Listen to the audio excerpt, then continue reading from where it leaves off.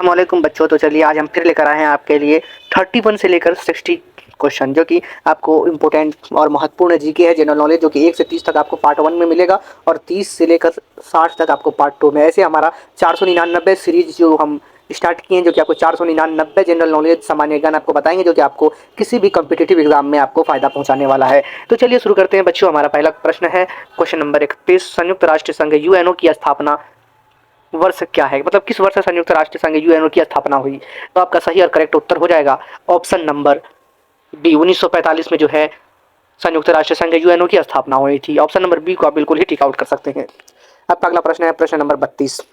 प्रश्न नंबर 32 ये है कि यूएनओ का मुख्यालय कहाँ स्थित है? मतलब यूएनओ का जो ऑफिस है वो कहाँ स्थित है? मैंने पहले वाली वीडियो में भी ये क्वेश्चन शायद रिपीट हो चुका है। मैं बताया था कि यूएनओ का मुख्यालय जो है वो न्यूयॉर्क सिटी में है। ऑप्शन नंबर सी को आप टिक आउट करें। न्यूयॉर्क सिटी में जो है यूएनओ का मुख्यालय है। ऑप्शन नंबर सी बिल्कुल ही सही हो जाएगा।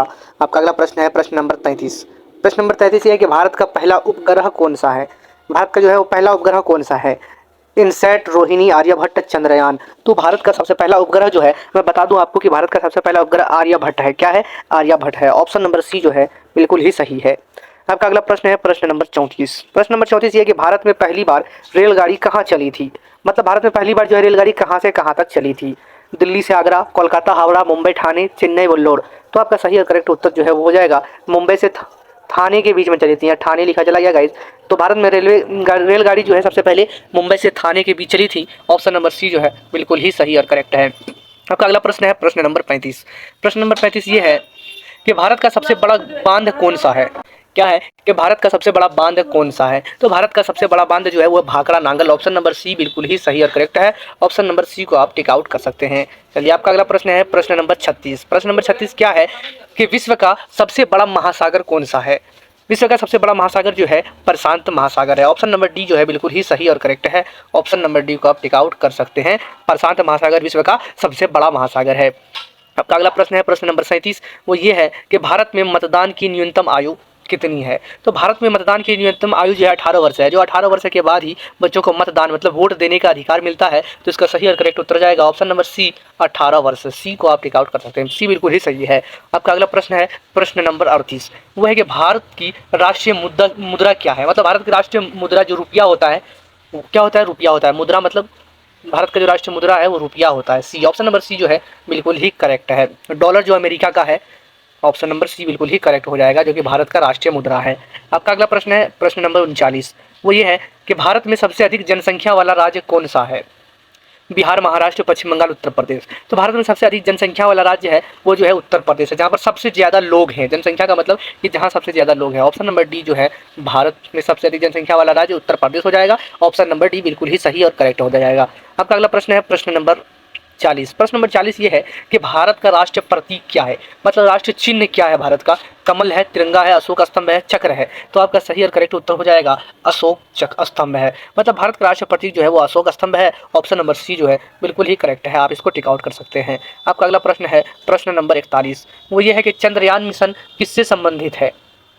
सूर्य से, मंगल से, चंद्रमा से, पृथ्वी से। चंद्रयान मिशन जो है, हम कोई भी मिशन बनाते हैं, चंद्रयान मिशन है वो किस चीज़ से संबंधित है? तो चंद्रयान मिशन जो है वो चंद्रमा से संबंधित है। किससे है? चंद्रमा से संबंधित है। ऑप्शन नंबर सी जो कि बिल्कुल ही करेक्ट है। आपका अगला प्रश्न है प्रश्न नंबर 42। क्या है? प्रश्न नंबर 42 ये है कि भारत की पहली महिला प्रधानमंत्री कौन थी? सरोजिनी नायडू, प्रतिभा पाटिल, इंदिरा गांधी, सुषमा स्वराज। तो आपका सही और करेक्ट उत्तर हो जाएगा इंदिरा गांधी। भारत की पहली जो है महिला प्रधानमंत्री इंदिरा गांधी, जो कि बहुत ही पावरफुल प्रधानमंत्री प्राइम मिनिस्टर थी। ऑप्शन नंबर सी जो है बिल्कुल ही करेक्ट हो जाएगा। आपका अगला प्रश्न है प्रश्न नंबर 43। क्या है? प्रश्न नंबर 43 है राष्ट्रीय एकता दिवस कब मनाया जाता है? राष्ट्रीय एकता दिवस कब मनाया जाता है? 2 अक्टूबर को, 26 जनवरी को, 31 अक्टूबर को, 15 अगस्त को। तो आपका सही और करेक्ट उत्तर हो जाएगा 31 अक्टूबर को मनाया जाता है। राष्ट्रीय एकता दिवस जो है 31 अक्टूबर को मनाया जाता है। ऑप्शन नंबर सी बिल्कुल ही करेक्ट हो जाएगा। क्या होगा? बिल्कुल ही करेक्ट हो जाएगा, 31 अक्टूबर को मनाया जाता है। अगला प्रश्न है आपका प्रश्न नंबर 44। वो है कि बिहार का लोक नृत्य कौन सा है? बिहार का लोक नृत्य मतलब बिहार का डांस जो है वो लोक डांस कौन सा है? तो गरबा, बिहू, झिझिया, कथक। तो इसका सही ऑप्शन हो जाएगा ऑप्शन नंबर सी, झिझिया जो है वो बिहार का लोक नृत्य है। आपका अगला प्रश्न है प्रश्न नंबर 45। भारत का सबसे पुराना वेद कौन सा है? भारत का सबसे पुराना वेद कौन सा है? सामवेद, यजुर्वेद, ऋग्वेद, अर्थवेद। तो भारत का सबसे पुराना वेद जो है वो ऋग्वेद है। ऑप्शन नंबर सी जो है बिल्कुल ही करेक्ट है। ऑप्शन नंबर सी को आप टिक आउट करें। आपका अगला प्रश्न है प्रश्न नंबर 46। वो ये है कि विश्व साक्षरता दिवस कब मनाया जाता है? विश्व साक्षरता दिवस जो है वो 8 सितंबर को मनाया जाता है। ऑप्शन नंबर सी बिल्कुल ही करेक्ट है। 8 सितंबर को विश्व साक्षरता दिवस मनाया जाता है। अगला प्रश्न है प्रश्न नंबर 47। वो ये है कि निम्न में से कौन राष्ट्रीय पर्व नहीं है? निम्न में से कौन राष्ट्रीय पर्व नहीं है? स्वतंत्रता दिवस, गणतंत्र दिवस, गांधी जयंती, होली। तो ये होली जो है ये हमारा कास्ट वाला त्यौहार है, जो धर्म वाला त्यौहार है, ये हमारा राष्ट्रीय पर्व नहीं है। राष्ट्रीय पर्व हमारा स्वतंत्रता दिवस है, गणतंत्र दिवस है, गांधी जयंती है। इसलिए इसका सही और करेक्ट उत्तर हो जाएगा option number D, Holi. Option number D को आप टिक आउट कर सकते हैं, होली सही होगा। आपका अगला प्रश्न है प्रश्न नंबर 48। वो ये है कि भारत में सबसे पहले सूर्य किरणें कहाँ पड़ती है? गुजरात में, केरल में, अरुणाचल प्रदेश में, तमिलनाडु में। तो इसका सही उत्तर होगा अरुणाचल प्रदेश। भारत में सबसे पहले सूर्य की किरणें जो है वो अरुणाचल प्रदेश में पड़ती है। आपका अगला प्रश्न है कि भारत का राष्ट्रीय गीत किसने लिखा? भारत का जो राष्ट्रीय गीत है उसको किसने लिखा? तो आपका सही और करेक्ट उत्तर हो जाएगा बंकिम चंद्र चट्टोपाध्याय। किसने लिखा था भारत का राष्ट्रीय गीत? बंकिम चंद्र चट्टोपाध्याय। रविंद्रनाथ टैगोर ने राष्ट्रीय गीत नहीं राष्ट्रगान लिखा था।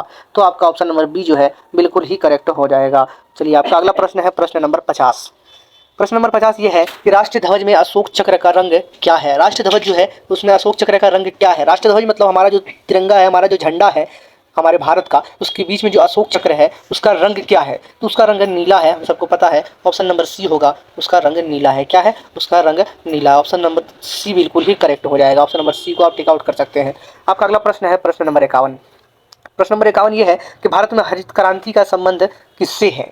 भारत में जो हरित क्रांति लागू है उसका संबंध किससे है? उद्योग से है, शिक्षा से है, कृषि से है, चिकित्सा से है। तो आप सबको पता है कि हरित क्रांति जो है उसका संबंध कृषि से है। किस चीज़ से है? कृषि से है। ऑप्शन नंबर सी को आप बिल्कुल ही करेक्ट कर सकते हैं, टिक मार सकते हैं। चलिए आपका अगला प्रश्न है प्रश्न नंबर 52। वो ये है कि मिसाइल मैन के नाम से कौन प्रसिद्ध है? तो मिसाइल मैन के नाम से कौन प्रसिद्ध है ये सबको पता है। हमारे भारत का एपीजे अब्दुल कलाम है जो मिसाइल मैन के नाम से प्रसिद्ध है। तो ऑप्शन नंबर सी में अब्दुल कलाम एपीजे अब्दुल कलाम है, उसको आप टिक आउट कर सकते हैं। ऑप्शन नंबर बी सी बिल्कुल सही होगा।